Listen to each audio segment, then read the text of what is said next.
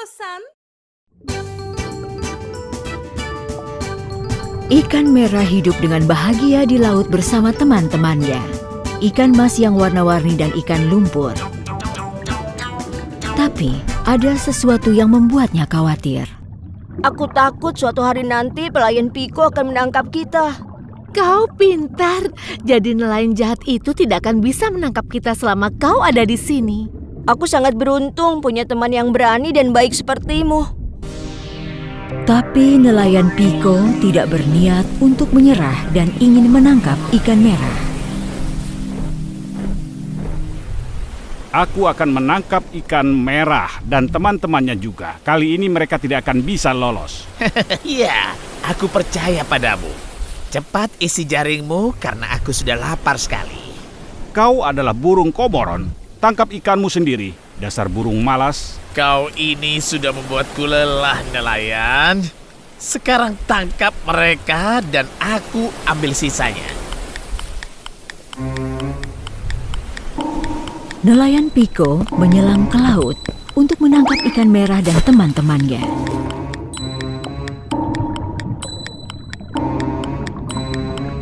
Ketika ikan lumpur melihatnya, dia langsung memberitahu ikan mas.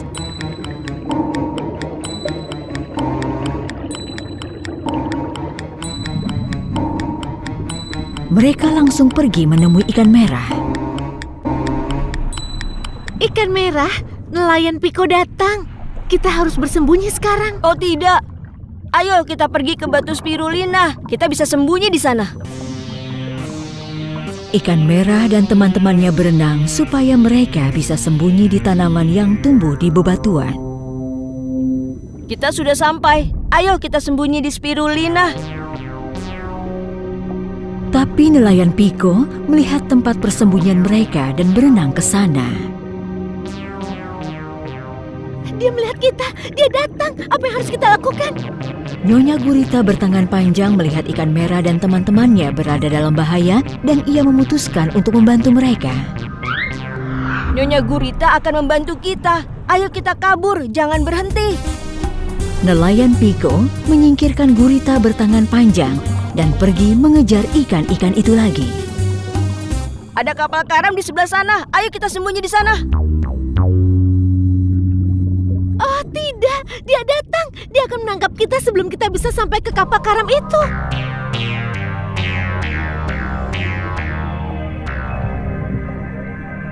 Hei, Nyonya Sotong. Nelayan itu mengejar kami. Bisa kau membantu kami?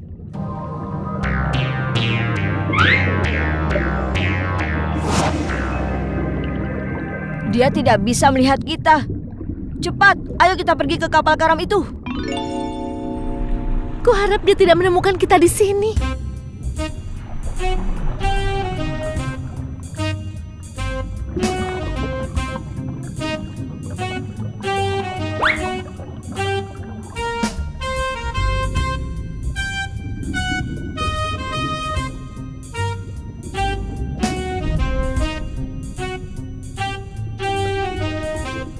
Aku tidak melihat nelayan itu. Di mana dia?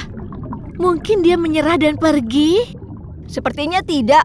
Kita harus berhati-hati. Oh tidak, dia menangkap kita. Ikan merah dan teman-teman sangat takut ketika nelayan Piko menarik mereka dengan jaringnya. Tolong kami! Tolong kami! Tolong kami! Tolong kami! Tolong!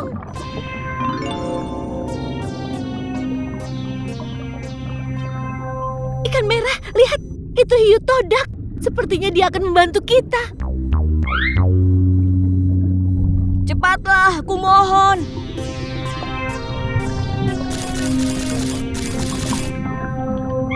Kita sangat beruntung. Hore! Terima kasih Nyonya Hiu Todak. Kau sudah menyelamatkan kami. Ketika nelayan Piko melihat ikan merah dan teman-temannya berenang menjauh, dia pergi kembali ke pantai dengan sangat marah. Mana ikan-ikanku? Kenapa kau pulang dengan tangan kosong? Hiu todak itu memotong jaringku. Dia menyelamatkan ikan merah dan teman-temannya. Sekarang apa yang akan kau lakukan? Aku sudah lapar. Aku akan mengambil jaring baru dan menyelam lagi. Mereka tidak akan bisa kabur dariku. Nelayan Piko mengambil jaring baru dan menyelam lagi. Ikan merah dan teman-teman sangat gembira. Mereka pikir mereka sudah berhasil menyingkirkannya. Kita bisa lolos dari nelayan itu berkat bantuan dari seluruh teman-teman kita. Oh tidak, dia mengejar kita lagi. Dia tidak menyerah. Ikan lumpur, bangun. Cepat ikut aku. Kita akan pergi kemana? Aku tahu tempat di mana dia tidak akan menemukan kita dengan mudah. Ubur-ubur. Dengar, ada nelayan jahat yang ingin menangkap kami. Kalau kau bisa mengalihkan perhatiannya, kami bisa selamat.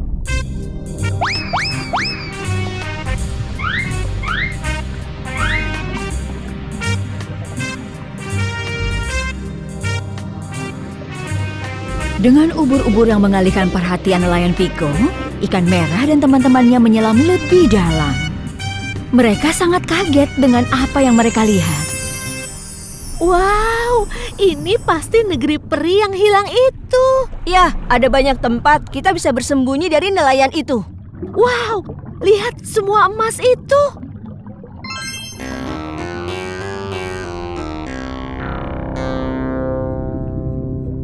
Oh tidak, nelayan itu berhasil menemukan kita lagi.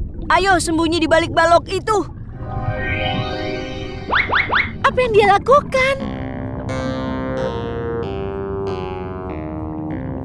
Dia berhenti mengejar kita. Dia sekarang mengumpulkan emas itu. Aku pernah membaca kisah dongeng Jepang. Ada raksasa yang melindungi harta karun di tempat tersembunyi. Tapi tidak ada raksasa di tempat ini.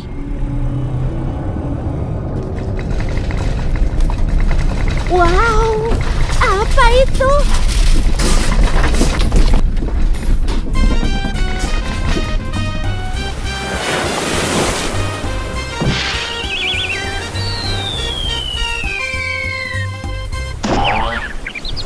Hei, apa yang terjadi padamu? Lalu, di mana ikannya?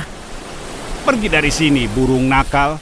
Iya, jangan marah. Aku kan cuma tanya. Aku menemukan tempat rahasia saat mengejar ikan itu. Ada harta karun di bawah sana. Tapi ikan paus bodoh itu tidak membiarkanku mengambilnya. Mungkin lain kali kau akan beruntung.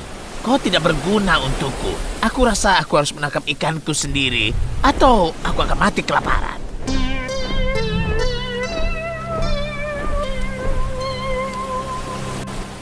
Di dalam laut, ikan-ikan sangat senang bisa menyingkirkan nelayan.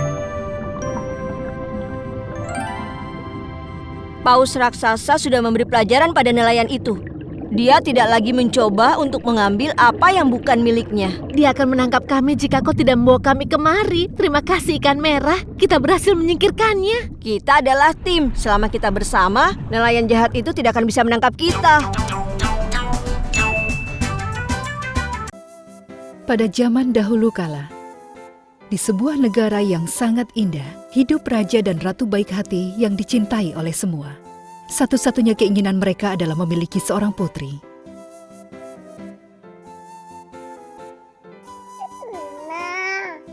Suatu hari, harapan mereka menjadi kenyataan dan putri mereka pun lahir. Mereka menggelar pesta untuk merayakan kebahagiaan ini. Semua raja dan ratu dari kerajaan lain, juga penduduk kota dan 12 peri pun diundang. Sebagai bagian dari perayaan, semua orang mempersembahkan hadiah untuk putri yang baru lahir ini. Saat giliran peri, masing-masing mengucapkan doa menggunakan tongkat ajaib mereka. Ada 12 peri yang hadir. Semoga hidup akan selalu memberimu kebahagiaan. Semoga kecantikanmu menjadi pembicaraan di seluruh penjuru negeri. Putri akan menjadi gadis yang sangat pintar. Semoga dia akan selalu bersikap baik pada rakyatnya. Tiba-tiba, aula istana pun bergetar. Dan semua orang tampak kaget dengan suara yang melengking tinggi. Peri jahat adalah peri ke-13. mereka tidak mengundangnya ke pesta ini. Karena marah, peri jahat mendekati buayan dan menyingkirkan 12 peri baik lainnya yang masih belum selesai memberikan hadiah. Jadi, aku satu-satunya yang tidak diundang. Aku mengerti. Baiklah, walaupun aku tidak diundang, aku juga memiliki hadiah yang bagus untuk sang putri. Di ulang tahunnya yang ke-16, jari putri akan tertusuk jarum dan dia akan mati.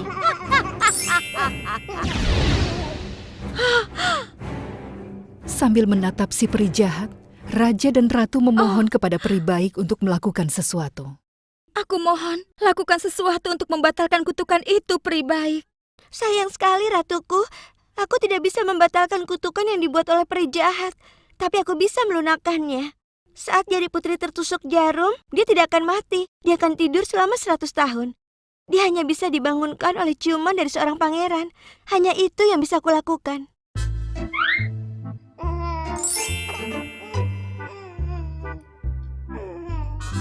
Raja langsung memberikan perintah untuk melarang penggunaan jarum dan memusnahkannya dari kerajaan. Dia memerintahkan penjaga untuk menjaga sang putri sampai dia dewasa. Doa-doa peri baik pun menjadi nyata. Sang putri menjadi gadis muda yang cantik dan baik hati. Di istana, dia hanya boleh pergi keluar ke kebun bersama para peri. Ayahnya selalu mengawasinya. Pada hari ulang tahunnya yang ke-16, putri pun dikurung di dalam kamar untuk mencegah kutukan itu terjadi. Semua orang merasa khawatir. Jika tidak terjadi apapun sampai matahari terbenam, kutukannya bisa dibatalkan. Sang putri merasa bosan dan ingin membuka jendela agar dia bisa menghirup udara segar. Di luar sana, cuacanya sangat indah. Saat dia membuka jendela, dia melihat seekor burung gagak membawa sebuah kotak kecil di paruhnya. Burung itu meletakkan kotak itu di jendela dan kemudian terbang. Itu adalah sebuah kotak dengan hiasan yang indah. Putri tidak bisa menahan diri untuk membukanya. Dia membuka kotak itu dan melihat sebuah cincin berlian. Dia pikir itu hadiah ulang tahun dari para peri, jadi dia pakai cincin itu di jarinya. Ternyata ada sebuah jarum kecil tersembunyi di bawah berlian itu. Jadi, ketika jarum itu menusuknya, sang putri pun jatuh tidur selama 100 tahun. Burung yang membawa kotak kepada putri adalah burung gagak milik peri jahat. Saat mereka tidak mendengar suara apapun dari kamar putri, raja menjadi khawatir dan pergi untuk memeriksa. Anakku, kau tidak mengatakan apa-apa. Buka pintunya agar aku bisa melihatmu. Bersabarlah, hanya tersisa 2 jam lagi sampai matahari terbenam dan kutukan itu akan hilang.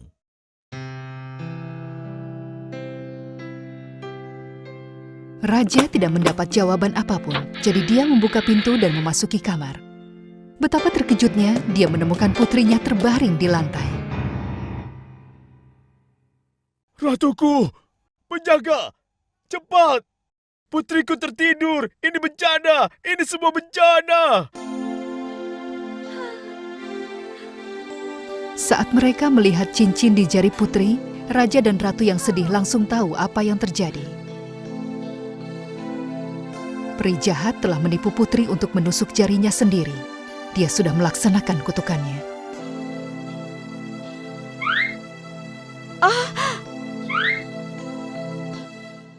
Peri baik, tolong lakukan sesuatu.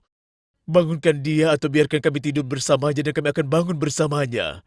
Kami akan memulai hidup kami kembali saat dia bangun dalam 100 tahun. Bagaimana bisa kami hidup tanpanya? Untuk membacakan mantra, kita hanya punya waktu sampai matahari terbenam. Waktu kita hanya tinggal sedikit, tapi aku akan melakukannya. Pertama-tama, letakkan putri ke tempat tidurnya. Mereka langsung membawanya ke kamarnya. Mereka membaringkannya di tempat tidur beralaskan bunga dengan gaun yang indah. Raja dan ratu duduk di singgasana mereka. Para pelayan menunggu di tempat mereka berdiri. Burung-burung, kucing, dan anjing, semuanya bersiap. Dan peri baik membacakan mantra yang paling kuat. Biarkan semua orang di istana ini tidur bersama sang putri dan bangun bersamanya. Dengan ayunan tangannya, semua orang di istana tertidur.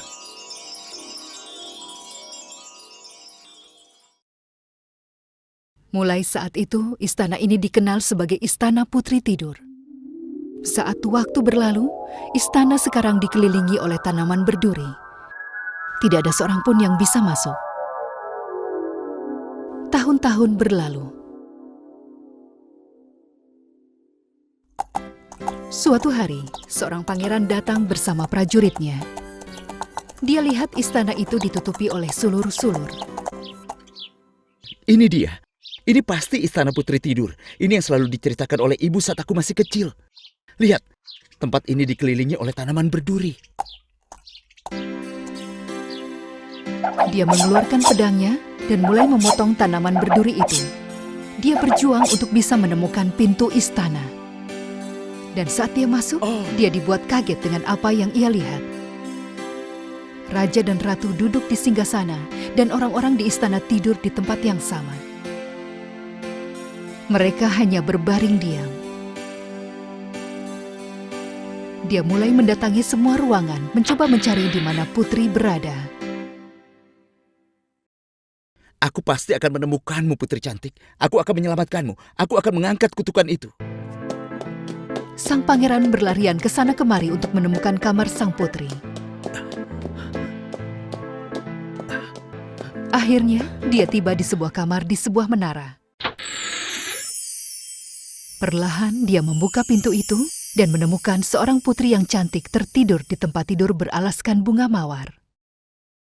Astaga, cantik sekali dia. Seakan-akan dia baru tidur kemarin. Bunga-bunganya masih berbau harum. Pangeran tidak bisa melihat sang putri tertidur seperti malaikat, jadi dia memberikan ciuman di pipi. Pada saat itu, sang putri pun bangun. Saat dia melihat pangeran tampan berdiri di depannya, dia pun Apa bertanya, yang terjadi? Apakah aku bermimpi? Tidak, Tuan Putri. Kau sama sekali tidak bermimpi. Sekarang kutukannya sudah lenyap. Tolong, berikan tanganmu padaku, biar aku membantumu bangun dari tempat tidur ini. Sang putri memberikan tangannya kepada sang pangeran dan bangun. Kemudian kutukan itu terangkat. Semua orang bangun dari tidur mereka. Raja, ratu, pelayan, kucing, anjing, dan bunga-bunga di kebun. Semuanya kembali hidup. Tidak ada lagi tanaman berduri. Raja dan ratu berlari ke kamar putri mereka dengan penuh semangat.